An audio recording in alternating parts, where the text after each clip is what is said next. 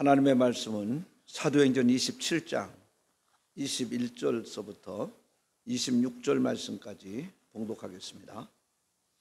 사도행전 27장 21절입니다.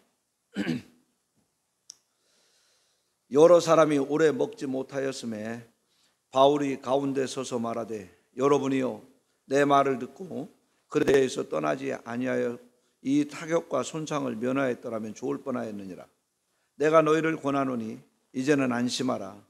너희 중 아무도 생명에는 아무런 손상이 없겠고 오직 배뿐이로라.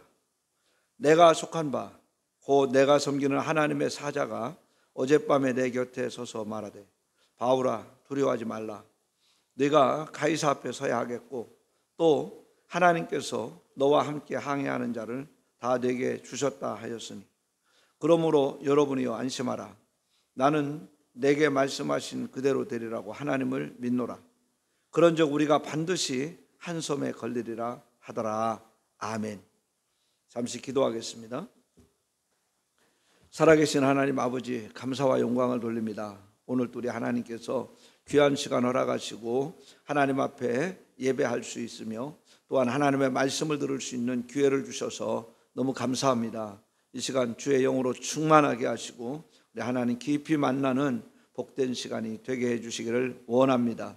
특별히 하나님께서 증거하는 종에게 입술에 능력을 주시고 권능을 허락하시고 사랑하는 성도들의 심령 속에 하늘의 신령한 만나가 되어지도록 주님이 역사해 주옵소서. 믿사옵고 예수님 이름으로 기도하옵나이다. 아멘. 오늘 본문은 바울 사도가 예수를 그리스도라고 증거하다가 유대인들에게 그만 모함을 받게 됩니다. 자기들이 지키지 못할 이단의 도를 전한다고 바울 사도를 모함해서 결국 옥중에 가게 만들고, 이제 바울은 당시 유대 사람들을 지배하고 있던 로마 황제인 가이사에게 가서 재판을 받겠다고 항소함으로써 바울이 지금 로마로 압송을 당하는 그런 상황 속에 있습니다.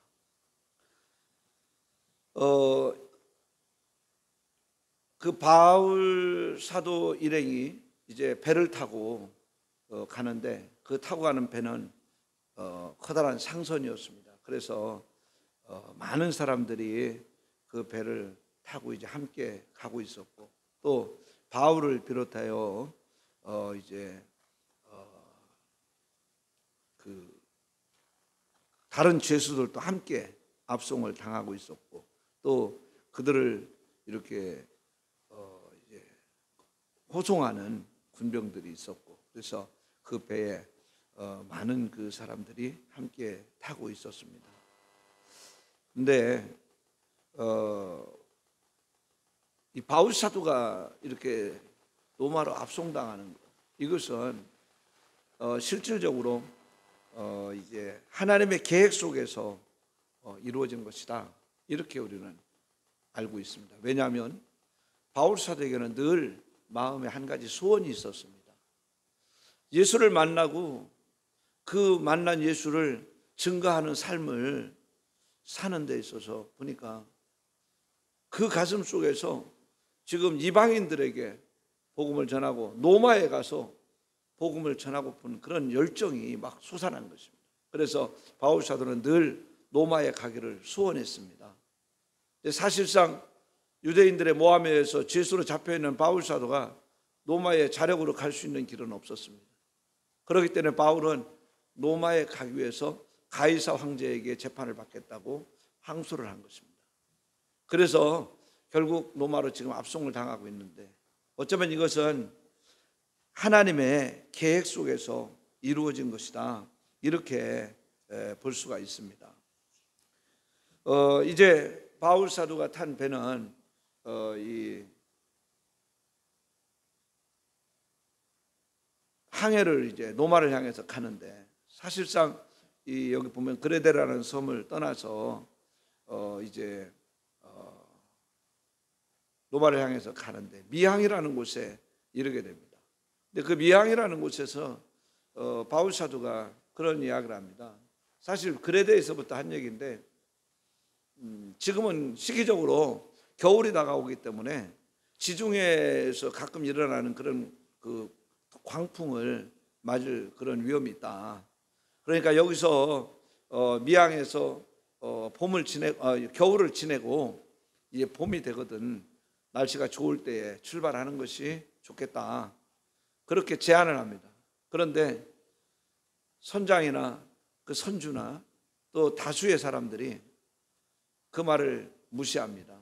그리고 이제 출항을 하게 되는데 처음에는 순풍을 맞이해서 잘 갔어요. 그런데 바다 한가운데 갔을 때 갑자기 유라굴루라는 광풍이 일어나게 됩니다. 그 광풍을 맞이한 배는 이제 거류를 잡을 수가 없었어요. 선장이 아무리 유능해도 그 폭풍에 떠밀려가는 배를 어찌할 바가 없었습니다. 그래서 결국 배는 이제 표류하게 되고 며칠씩 그만 표류를 하게 됨으로 인해서 거기에 타고 있는 모든 사람들이 거의 이제 절망에 빠져 있는 그런 상태에 이르게 되는 것이죠.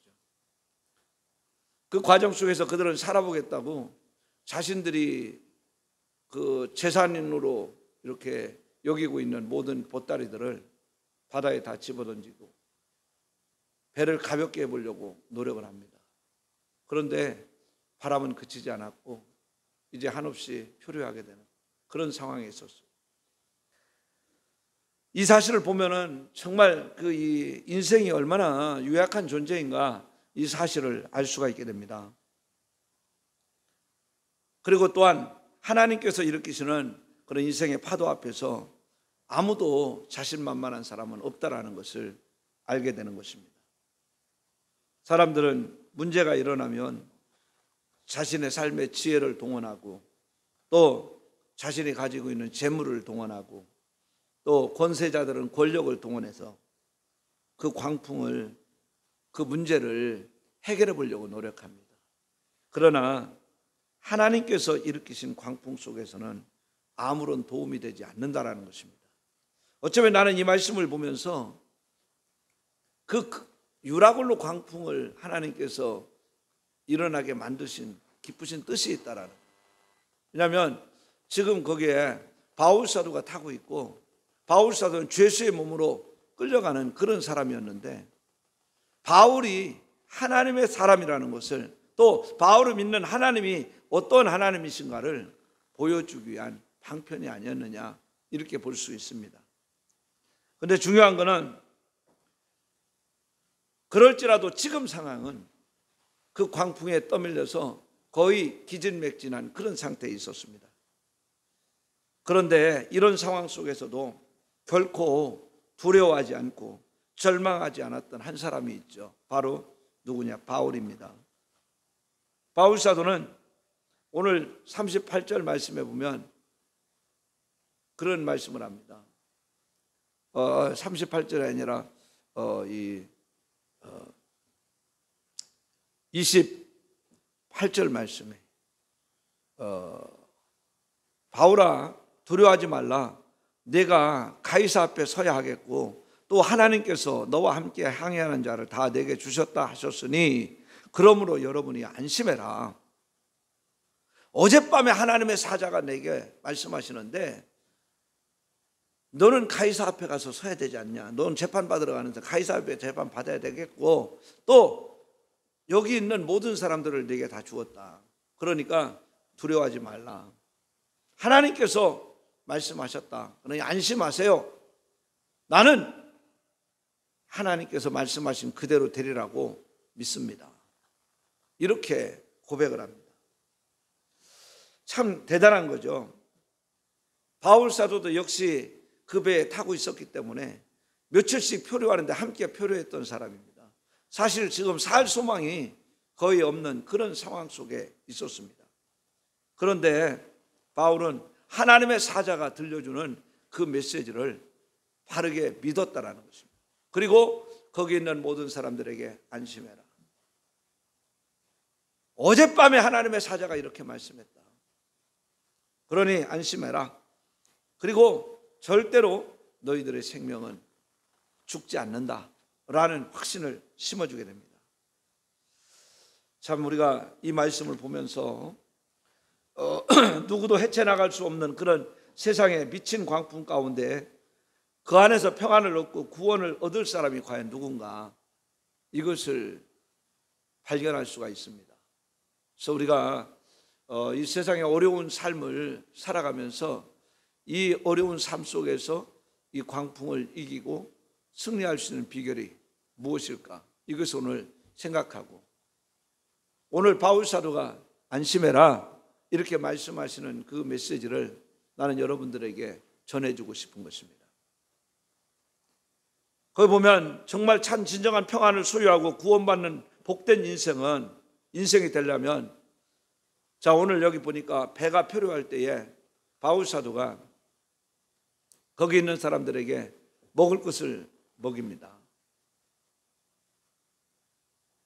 먹을 것을 먹이고, 그리고 이제 나머지는 다 버리라는 것입니다. 바다에다가. 자 여기 보세요. 모든 사람들이 다 먹고, 그리고 이제 276명이나 되는 그런 사람들이 다 먹고 이제 남은 것을 버렸는데 아직도 항해할 날이 많이 남아 있어요. 그러면 그 276명이 그동안 먹을 수 있는 모든 식량도 꽤 많이 실려 있었을 거예요. 그런데 그것을 다 버려. 무엇 때문에? 배를 가볍게 해라 하는 거예요. 배를 가볍게 해라. 그래서 38절에 배를 배부르게 먹고 밀을 바다에 버려 배를 가볍게 하였더니 그렇게 말해요. 자, 위기 앞에서 평안을 얻기 위한 첫 번째 방법, 배를 가볍게 해라, 이 얘기입니다. 바울은 사람들을 안심시키시고 음식을 먹입니다. 그리고 나머지는 다 버려라 이렇게 명령했어요. 이유는 배를 가볍게 해서, 그 무거운 배가 암초에 걸릴 확률이 많잖아요. 그러니까 암초에 걸리지 않게 하기 위해서, 또 항해하는데 짐을 많이 실으면 속도를 낼 수가 없습니다. 빨리 움직여야 되기 때문에 거추장스러운 것들은 다 버려라 이렇게 말씀합니다. 자, 오늘 이 말씀 속에서 우리 성도들이 세상에서 평안을 얻기 위해서 취해야 할 행동도 무엇인가를 보여주고 있습니다. 우리를 사망의 바다로 빠져들게 하는 무거운 짐이 무엇입니까? 우리가 이 세상에 살면서 영원한 생명을 얻지 못하고 사망에 빠지게 만드는 그런 무거운 짐이 있어요. 그 짐이 바로 죄악의 짐이라는 것입니다. 히브리 기자는 히브리서 12장 1절에 죄는 모든 얽매이기 쉬운 것이다 이렇게 말하면서 그 얽매이기 쉬운 죄를 벗어버리라 이렇게 말씀합니다. 우리가 우리 안에 있는, 내가 가지고 있는, 내가 버리지 못하고 있는 죄의 짐, 어떻게 보면 정말 이거 아니면 안 되는 것도 있어요. 내가 인생을 사는데 도저히 이것은 버릴 수 없다라고 생각할 그런 부분들이 있어요. 그런데 안타깝게도 그것은 하나님이 원하는 그런 것이 아니고 하나님이 기대하는 것이 아니라는 것입니다. 하나님의 말씀에 옳지 않은 그런 부분들이 있어요. 그런데 그것이 하나님과 나 사이의 무거운 죄의 짐이라는 사실을 우리는 알아야 돼요. 그것을 내던지지 않으면 내가 타고 가는 인생의 배는 암초에 걸릴 수도 있고 풍랑에 좌초될 수밖에 없는 그런 배가 된다는 것입니다. 많은 이야기들을 많은 사람들이 하는 그런 하나의 예화지만 실화인데, 스웨덴에서 호화 유람선을 타고 그 이두나라는 유람선을 타고 미국으로 가던 관광객 202명이 있었습니다. 그들을 타고 가던 그 이두나가 저 바다 한가운데서 어째 실수해가지고 미국 배하고 충돌을 하게 돼요. 그래가지고 결국 그 유람선이 많은 파손을 입어가지고 침몰하게 돼요. 그래 배가 충돌했기 때문에 그래도 건재하게 서 있는 미국 배가 구명보트를 내려가지고 거기에 타고 있었던 사람들을 구조하기 시작합니다. 그래서 34명의 그 관광객을 이제 건져냅니다. 그리고 나머지 168명은 빠져서 죽고 맙니다. 그런데 그 구조 작업에 나섰던 그 이 패튼 선장이 구조 작업을 마친 후에 이런 이야기를 했습니다. 이날 많은 사람이 죽은 이유가 있습니다. 그것은 그들의 목이나 허리에다가 폐물이나 기타 소유물을 걸치고 그것을 붙잡고 있었기 때문에 그들을 죽을 수밖에 없었다. 자신이 가진 소유물을, 자신이 가지고 있는 귀중품을 포기하지 못하고 그것에 미련을 두었기 때문에 목숨을 잃는 어이없는 결과를 초래했다라는 것입니다. 참 안타깝죠.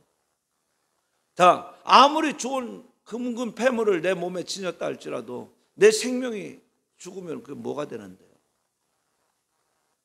그런데 그들은 그걸 버릴 수가 없었다라는 거예요. 너무나 좋은 교훈이 아닌가 싶습니다. 우리 안에 있는 죄의 짐은 내가 생각할 때는 너무너무 행복하고 해피하고 너무너무 필요한 것이고, 물론 성경에 비배되고 하나님의 뜻을 거역하는 일이지만 너무너무 이것은 내 인생에 필요한 것이라고 느껴지는, 나를 행복하게 만들어주는 요소라고 생각되는 그런 부분들이 있습니다.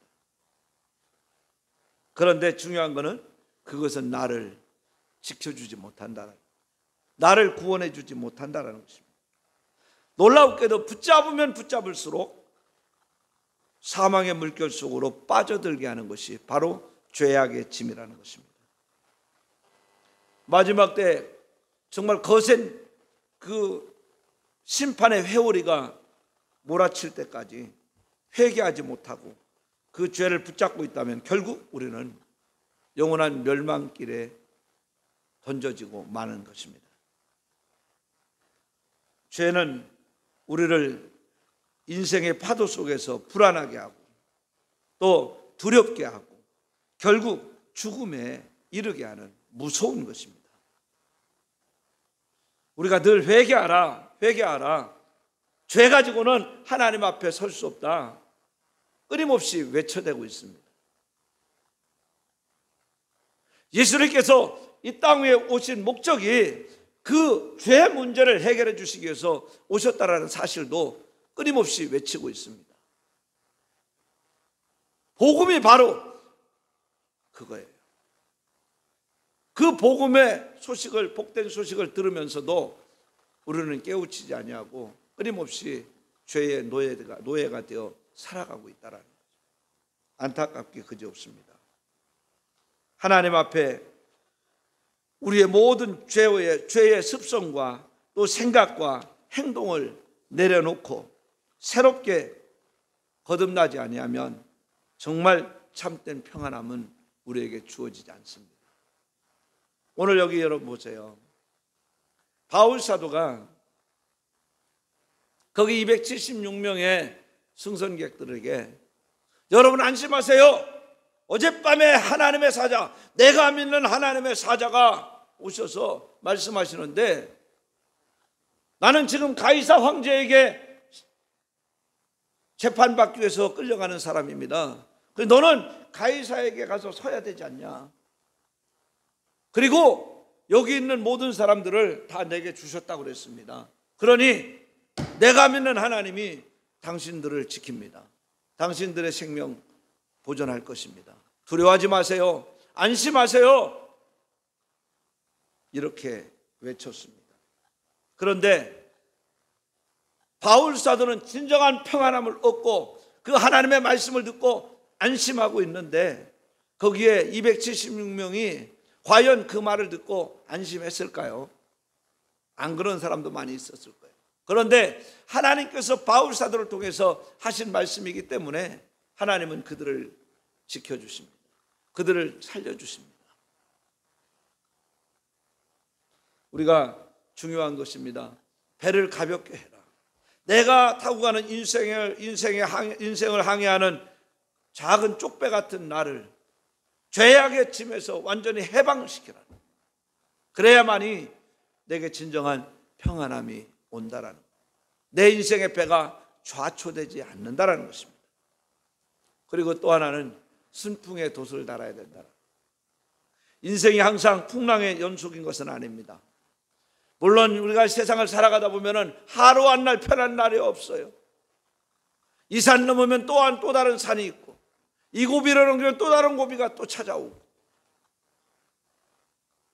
그래서 우리의 인생을 고해 세상을 살았다라고 그렇게 평가하는 것입니다. 야곱도 마찬가지예요. 그렇게 하나님께 복을 받은 사람이지만 내 나이 120살인데 험악한 세월을 보낸 나이다, 이렇게 바로 앞에서 고백을 했어요.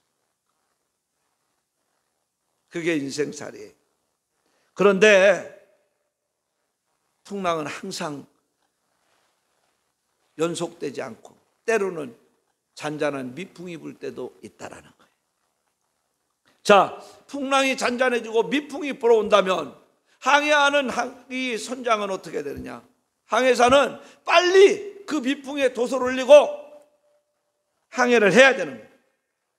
언제 또다시 닥쳐올지 모르는 그런 광풍을 대비하고 그것을 피해서 목적지를 향해서 가야 된다.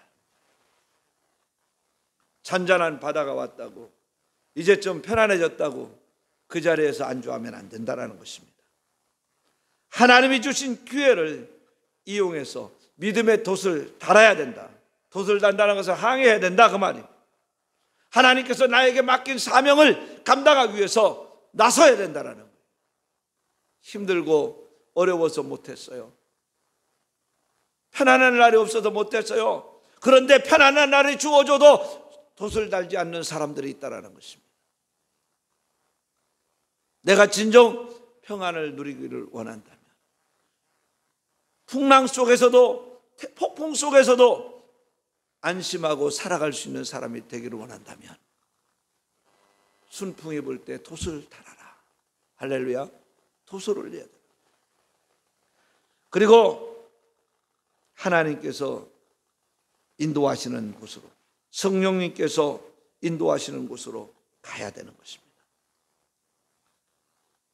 인생이라는 것은요, 큰 바다 위를 항해하는 작은 배와 같습니다. 배가 애지가는 배들 이렇게 타보면은 아이고 저 안정적이네. 그런데 저 바다 위에 띄워놓으면은요, 하나의 쪽박 같은 그런 하나의 가랑잎 같은 게 배라는 거예요. 우리 인생이 그렇다는 말입니다. 중요한 것은 우리는 분명히 그 배를 타고 가야 할 목적지가 있다라는 것입니다. 물론 안타깝게도 그 목적지를 설정하지 아니하고 목적지가 어딘지를 모르고 그 자리에서 지금 편안하다고 닷을 내려놓고 세월을 허송하는 어리석은 사람들도 없지는 않습니다. 그러나 우리 그리스도인들은 분명히 압니다. 우리는 나그네 인생을 살고 있다고 그랬습니다. 우리는 분명히 목적지를 향해서 가는 사람들입니다. 그렇기 때문에 미풍이 불기 시작하면, 다시 말하면 잔잔한 바다에 살살살살 서늘한 바람이 불어오면은 그때에 빨리 돛을 올리고 목적지를 향해서 질주해야 되는 것입니다. 지금 여러분들의 인생은 미풍이 불고 있는 형통함의 때입니까? 아니면은 풍랑이 일고 있습니까? 풍랑이 인다 할지라도 우리는 그 풍랑을 거슬러야 됩니다. 다시 말하면 어떻게 해서든지 그 배를 안전하게 항해해야 됩니다. 그래서 앞서 말한 대로 배를 가볍게 만들어야 되고요. 자, 그래서 가까스로 이제 미풍을 맞이해서 잔잔하게 지금 바람이 불고 있다면 그 바람에 돛을 올리고 목적지를 향해서 가야 되는 것입니다. 순간의 즐거움과 평안함과 평안을 위해서 그 자리에 주저앉는 어리석은 성도가 아니라 순풍에 돛을 달고 달려나감으로 온전한 평안을 누리는 성도의 삶이 되어야 될 줄로 믿습니다. 정말 하나님의 은혜를 여러분들이 깊이 사모하면서 내게 하나님께서 맡겨준 사명이 무엇인지를 알고 그 사명에 충실한 그런 진실한 성도의 삶이 이루어져야 됩니다. 분명한 것은 아까 목적지가 있어야 된다. 목표를 향해서 가야 된다. 이겁니다. 자, 배가 파손합니다. 그랬을 때는 어떻게 해야 됩니까? 살기 위해서는요, 그 파손된 배에서 찢겨져 나온 판자 조각 하나라도 붙들고 항구를 향해서 가야 됩니다. 그냥 바다에 안주하고 떠 있으면 죽습니다. 인생의 배가 파손했을지라도요,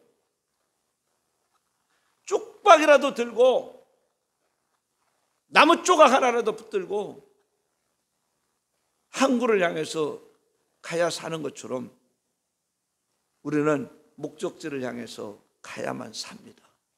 내 인생이 부서졌어도 내가 세운 그 목적지를 향해서 가야 된다는 것입니다. 이것이 궁극적 목적이 되어야 됩니다. 바울은 성도를 향해서 빌립보서에 그런 얘기합니다. 표대를 향하여 나. 표대는 목적지를 두고 하는 얘기입니다. 우리가 서 있는 이 인생이라는 바다는 영원한 목적지가 아닙니다. 내가 머무를 영원한 처소가 아니라는 것입니다. 우리의 목적지는 저 하늘에 있습니다. 그렇게 우리가 이 땅을 버타고 살지만 언제나 내 시선은 목적지를 향해져 있어야 됩니다. 하늘을 바라보는 눈을 뜨고 있어야 된다.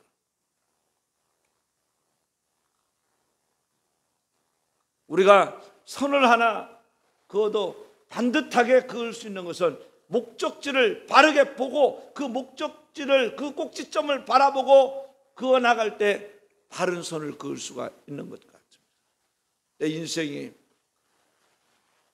목적지를 바르게 설정하고 그 목적지를 향해서 가기만 하면 분명히 그 목적지에 다다를 수가 있습니다. 하나님의 나라. 그렇기 때문에 내 시선은 하나님의 나라를 향하고 있어야 된다.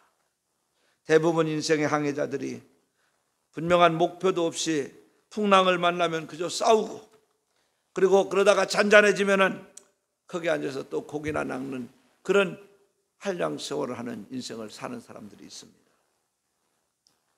영원히 그 땅에서 살 것처럼 아무런 생각도 없이 하루하루를 살고 있는 것입니다. 이런 인생에 진정한 평안이 있을까요? 그래 살다 보면 또다시 풍랑이 일어나고 그때는 또 앞송을 치고 불안해하고 절망에 빠지고 그러다가 어쩌다가 또 평온함이 오면은 또 거기 앉아와서 다 잊어버리고 인생을 즐기며 살다가 어느 날 마지막 종착점에 이를 때에 목적지가 없었기 때문에 그들은 하나님의 나라를 소유하지 못하는 그런 비극된 인생이 되고 마는 것입니다. 그 목적지도 없이 하루하루를 그냥 살아가는 사람들에게 하나님이 진정한 평안을 주시지 않습니다. 여러분, 우리가 영원히 거할 곳은 이곳이 결코 아니라, 이 땅이 결코 아니라는 것입니다.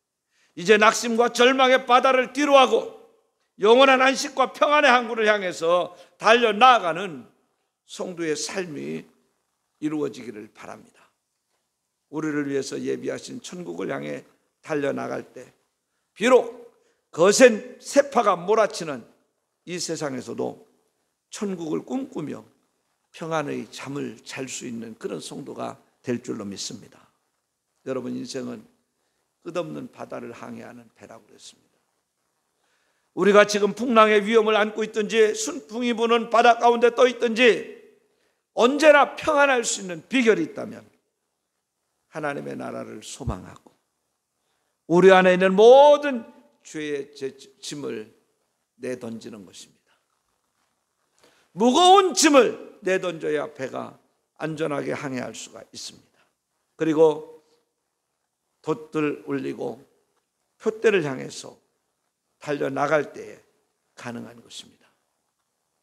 죄악의 바다에 우리를 침몰시키는 모든 죄의 짐을 내어버립시다. 그리고 성령의 바람에 믿음의 돛을 올리는 여러분이 되시기를 바랍니다. 천국의 목적지는, 내가 가서 다다를 목적지는 무거운 짐이 있는 상태로는 갈 수가 없습니다. 죄의 짐 내려놔야 됩니다. 그리고 이제 성령의 바람에 돛을 올리고 그 목적지를 향해서 항해해야 됩니다. 그때에 순간순간 어려움을 겪어도요, 평안함이 옵니다. 예수님의 제자들이 주님을 함께 모시고 항해합니다. 풍랑이 일어났습니다. 주님이 거기 계신데도 불구하고 그 제자들은 전전긍긍했습니다. 죽을 지경이 돼가니까 그제서야 주님을 깨웁니다. 선생님, 풍랑이 일어나서 다 죽게 생겼습니다. 예수님이 일어나셔서 바람과 바다를 꾸짖으신데 찬찬해졌다. 주님과 함께하면, 주님을 모시고 살면 편안할 수 있는데, 그들은 배에 주님을 모셔놓고도 주님을 찾지 아니하였고 주님의 도움을 구하지 않았을 때 고통을 당할 수밖에 없었습니다. 그러나 그 주님을 깨웠고 주님의 도움을 받았을 때 그들에게는 평안함이 왔습니다.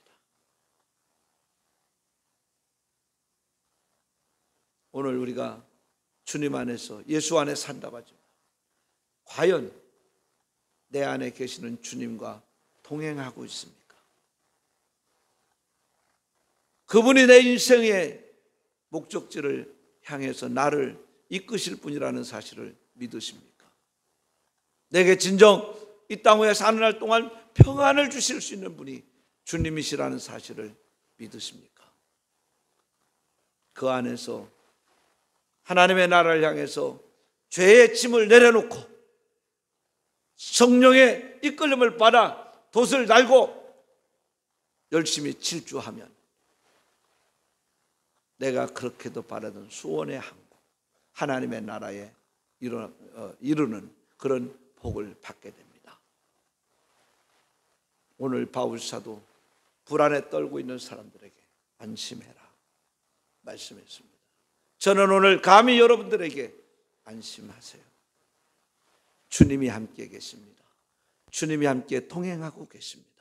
인생의 풍랑을 맞이했을지라도 두려워하지 마십시오. 이제 목적지를 향해서 성령의 바람을 타고 돛을 올리고 나아가십시오. 혹여라도 여러분들 속에 있는 죄악의 짐이 있다면 그 짐을 내던지십시오. 배를 가볍게 하십시오. 인생의 배를 가볍게 하셔서 좌초되지 않게 하십시오. 그러면 소원의 항구에 이르는 놀라운 은혜를 입게 될 줄로 믿습니다. 기도하겠습니다. 살아계신 하나님 아버지, 감사와 영광을 돌립니다. 오늘도 이렇게 정말 코로나 때문에 첨예한 그런 현실 속에서도 하나님 앞에 예배할 수 있게 하신 거 너무 감사드립니다. 우리 하나님 깊이 만나는 귀한 복을 우리에게 허락하여 주시고, 정말 우리가 인생의 작은 배를 가지고 이 넓은 이 인생의 항해를 잘 감당해 나갈 수 있게 하시고, 그 항해를 완전하게 마치고 목적지에 다다르기 위해서 우리를 힘들게 하고 그 배를 어렵게 만드는 이 작은 배를 어렵게 하는 그런 죄악의 짐을 완전히 다 내던질 수 있게 하시고, 이제 성령님께서 일으키시는 성령의 바람에 돛을 달고 하나님의 나라를 향해서 순항할 수 있는 저희들 되게 하시고, 마지막 목적지에 이르렀을 때에 기쁨으로 할렐루야 하며 주님 앞에 설 수 있는 저들이 다 되게 하여 주옵소서. 어렵고 힘든 그런 세상적 삶의 현장 속에서 우리 바울 사도를 통해서 오늘 주신 말씀대로 안심하라 하셨으니 우리가 담대하게 안심하여 모든 조건을 정복하고 승리하는 삶을 살게 하여 주옵소서. 믿사옵고 예수님 이름으로 기도드리옵나이다. 아멘.